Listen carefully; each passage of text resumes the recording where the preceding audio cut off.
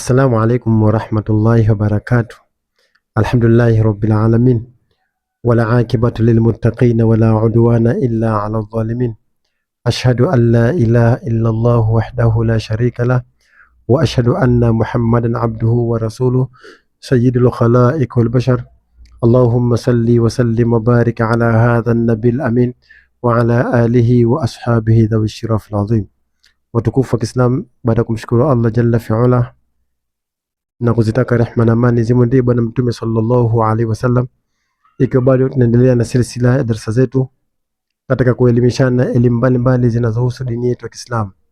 Tunamwomba Allah subhanahu wa ta'ala aendelee kutupa afya ili tupate kutoa madini makubwa kama haya, na insha Allah naahidi nitazidi kutoa madini makubwa kama haya insha Allah, ili watu wapate faida, kwa sababu kuna watu wanaumwa, kuna watu wanapitia matatizo, kuna watu wana changamoto kubwa kubwa. Sasa mimi nimetoa kwa ajili ya Allah subhanahu wa ta'ala faida hii ili ipate kusaidia wewe mtazamaji wangu ambaye unanifuatilia katika YouTube channel yangu.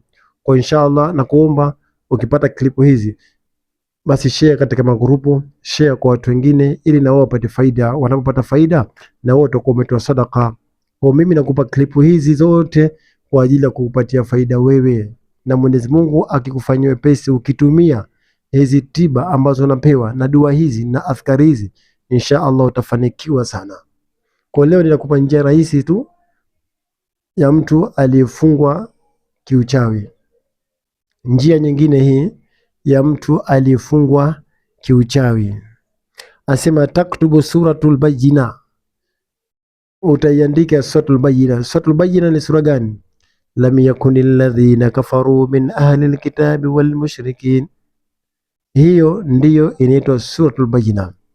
Kwa sura hii utaiandika katika chombo, tuko pamoja? Suratul Bayyina utaiandika katika sahani yote ile. Kisha baada ya hapo bitimamiha, utaiandika kwa utimilifu yote, sawa? Kisha ile sahani au kile chombo utakitia katika maji, kisha maji yale watasqal maqut, atakunywa mtu aliyefungwa 3 ayami, ndani ya siku 3. Yandahilu, mtu huyo atafunguka biidhnillahi ta'ala, kwa uwezo wa Allah. Kwa utachukua sahani au chombo chochote kilichokuwa kikubwa, kisha utaandika lam yakunil ladhina kafaru mpaka mwisho kwa zafarani. Kisha chombo kile utakitia katika chombo cha maji, kisha maji yale utakuwa unakunywa ndani ya siku ngapi? Siku 3, kwa uwezo wa Allah, mfululizo. Kunywa asubuhi mara moja na usiku mara moja, ndani ya siku 3, kwa uwezo wa Allah subhanahu wa ta'ala utafunguka pale pote ulipofungwa kiuchawi. Tumombe Allah tufanye pesi tuwe ni wenye kupata faida darasa kama hizi, kwa sababu zina mambo makubwa sana kwa watu ambao wanafuatilia mwanzo mwisho. Inshallah khairi, tukutane katika vipindi vinavyokuja mbele.